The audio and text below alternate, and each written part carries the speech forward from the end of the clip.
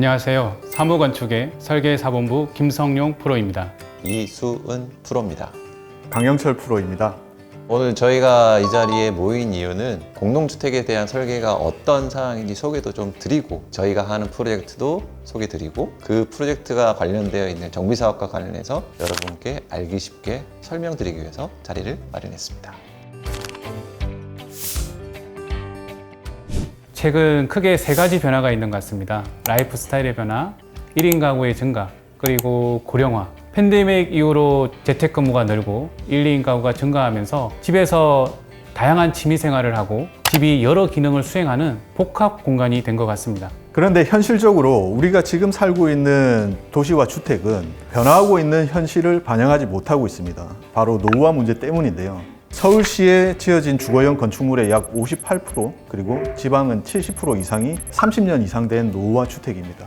단순히 이제 공급 위주로 진행이 되다 보니까 사람들의 요구 사항들을 많이 담지 못한 그런 한계가 있었죠. 또 집 자체가 노후화되면서 층간소음 문제라든지 수도에서 녹물이 나오는 경우도 있습니다. 또 정작 주차 공간처럼 필요한 시설은 부족한 상황입니다. 그래서 주거정비 사업이 필요합니다.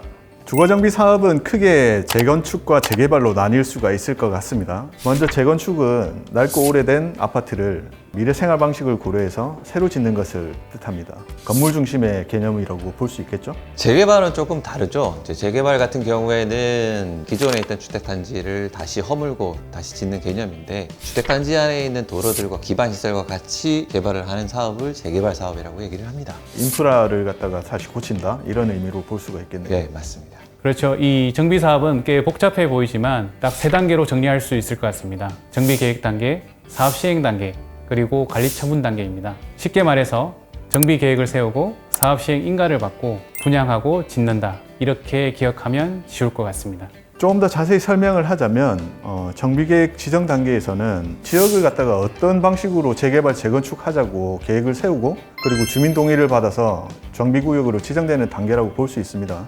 요즘은 주민 동의율도 낮아져서 상대적으로 쉽게 구역 지정이 가능합니다. 두 번째, 사업 시행인가 단계에서는 조합을 설립하고 사업 계획을 세워서 통합심의와 사업 시행인가를 받게 됩니다. 이때 시공자도 같이 선정을 하게 되거든요.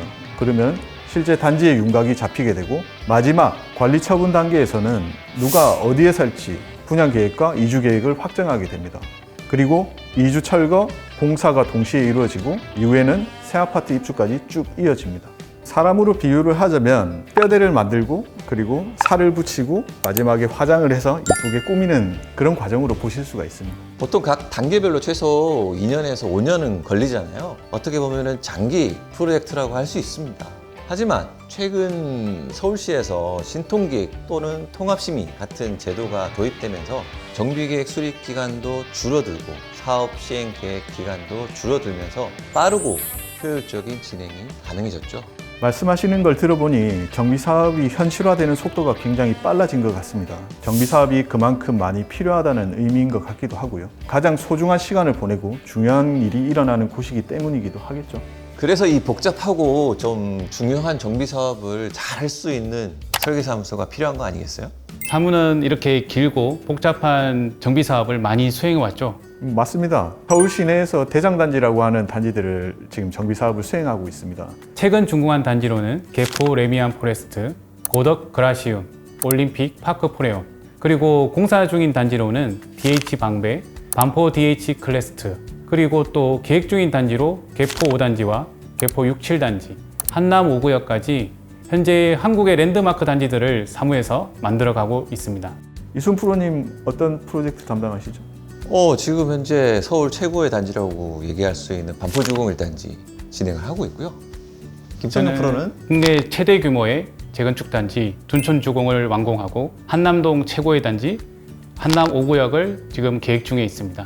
저는 고덕 그라시움과 그리고 방배 6구역, 개포주공 5단지, 신반포 19, 25차. 프로젝트 너무 많네요. 그렇게 담당하고 있습니다. 능력자십니다. 과찬이십니다. 그러면은 김성용 프로가 담당했었던 둔촌주공 프로젝트에 대해서 좀 설명이 가능할까요? 네, 둔촌주공 아파트는 작년 24년 11월에 준공을 했습니다. 그동안 10년 넘게 진행해 오면서 드디어 완공을 했는데요. 와우. 둔촌주공은 올림픽 파크 포레온으로 이름이 정해졌고요. 국내 최대 규모 재건축 단지입니다. 얼마나 돼요, 규모가? 규모가 12,000세대에 3만 명 이상이 살게 되는 최대 단지가 될 것 같습니다. 3만 명이면 웬만한 중소도시 규모의 인구인데요. 이런 규모의 설계를 하다 보면 많은 고민이 있었을 것 같은데. 그만큼 큰 도시 계획이기 때문에 2002년 현상 설계 단계에서부터 서울시와 협업, 공공건축가 참여, 그리고 주민들과 지속적인 협의를 거쳐서 2024년에 드디어 완공하게 된 겁니다. 굉장히 쉽지 않은 프로젝트였을 것 같습니다. 큰 특징은 뭐가 있을까요? 대단지다 보니까 단순히 건물만 짓는 게 아니라 주변의 일자산으로부터 내려오는 자연을 단지 내로 끌어들이는 길을 만들었습니다. 그럼 강프로님이 설계하신 고덕주공 2단지에 대한 이야기를 좀 들을 수 있을까요? 고덕주공 2단지는 고덕그라시움이라는 이름으로 지금 재건축된 단지입니다. 둔촌에 비할 바는 아니지만 고덕그라시움도 5,000세대가 넘는 고덕동 최대 재건축 단지이긴 합니다. 고덕주공 2단지를 설계를 할 때 가장 중점적으로 생각했던 것은 조경입니다. 고덕주공 2단지는 건폐율이 굉장히 낮은 단지로서 동과 동 사이의 거리를 최대한 확보를 하여 가까이 있는 공원 같은 느낌의 조경을 완수했습니다. 한국 정원, 일본 정원, 이탈리아 정원, 프랑스 정원으로 이 4가지 정원을 통해서 단지 밖으로 나가지 않아도 사계절을 감상할 수 있고 정원을 내 집 안으로 끌어들이는 그런 계획을 했습니다. 이제 마지막 남은 이수훈 프로님의 반포 얘기를 한번 들어볼까요? 반포주공 1단지는 지금 현재 한강변에 자리를 잡고 있고요. 반포 DH 클래스트라는 이름으로 지금 현재 시공 중에 있습니다. 단지의 규모는 총 5,000세대 규모이고요. 한강변에 자리에 있다 보니까 한강 바라보이는 세대를 많이 만드는 게 이제 이 프로젝트의 가장 큰 목적이었고요. 더불어서 이제 한강에서 바라봤을 때 이 단지 어떻게 보이게끔 만드느냐가 또 다른 포인트였습니다. 국내 아파트 중에서는 커뮤니티 규모가 제일 크다고 얘기하던데 커뮤니티가 거의 2만 평에 달하는 면적을 가지고 있고요. 이제 여러 가지 시설들이 들어가 있는데 일반적으로 이제 아파트에 들어가는 시설들 거기에다가 플러스해서 뭐 운동시설, 뭐 문화시설, 여러 가지 특화시설들을 만들었습니다. 일단 운동시설을 보면은 50m 레인의 수영장이 있고요. 그다음 4층 규모의 인도 골프 연습장, 국내 최초로 이제 만들어지게 되는 아이스링크, 이런 것들이 만들어지게 됩니다.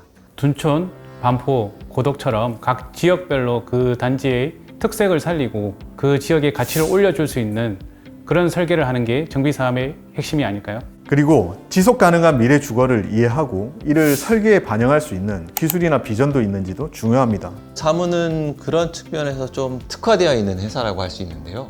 우선 사무는 이런 복잡한 정비 사업을 수행하는데 많은 경험이 있는 회사라고 할 수 있고요. 오랜 기간 꾸준히 그런 노하우를 쌓아왔습니다. 주택은 물론이고 교통, 환경 이런 분야까지 모두 다 같이 통합해서 이런 것들을 설계를 해야 되기 때문에 그런 능력이 필요하지 않을까요?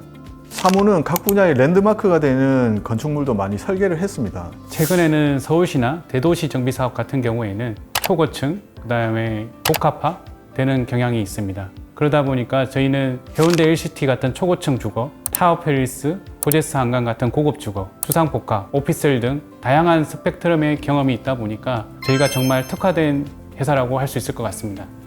회사의 그런 프로젝트뿐만 아니라 회사에서 수행할 수 있는 인원들에 대한 문제들도 많이 있죠. 정비사업은 장기간 수행되는 프로젝트인 만큼 우수한 인력을 장기간 투입할 수 있는 여건도 굉장히 중요하죠. 네, 10년에서 15년까지 걸리는 장기 프로젝트이기 때문에 회사에서는 담당자나 팀을 장기간 유지하기가 쉽지 않죠. 하지만 사무가 또 어떤 회사입니까? 국내 1위 설계사무소죠. 네, 그만큼 재정적 건전성을 바탕으로 해서 팀을 꾸준하게 유지할 수 있는 그런 능력 있는, 저력 있는 회사라고 할 수 있죠. 그렇기 때문에 저도 둔촌주공을 하면서 10년 넘게 한 팀을 유지하면서 프로젝트를 수행할 수 있었습니다. 뿐만 아니라 사업에 대한 이해도를 바탕으로 가치를 최대화할 수 있는 회사, 설계만 하는 회사가 아니라 최고의 파트너가 될 수 있는 회사, 그게 바로 우리 사무다, 이렇게 말씀드릴 수 있을 것 같습니다. 오늘은 사무가 왜 정비 사업의 강자인지, 그리고 왜 사무여야 되는지, 이런 것들을 좀 논의를 해봤는데요. 앞으로도 사무는 지속 가능하고 유연하고 사람 중심적인 주거 공간을 설계하고 가치 극대화를 통해 더 나은 주거 미래를 만들어 가고자 합니다. 이렇게 주거의 내일, 건축의 내일이 궁금하시다면 사무TV와 계속 함께 해주시면 감사하겠습니다. 감사합니다.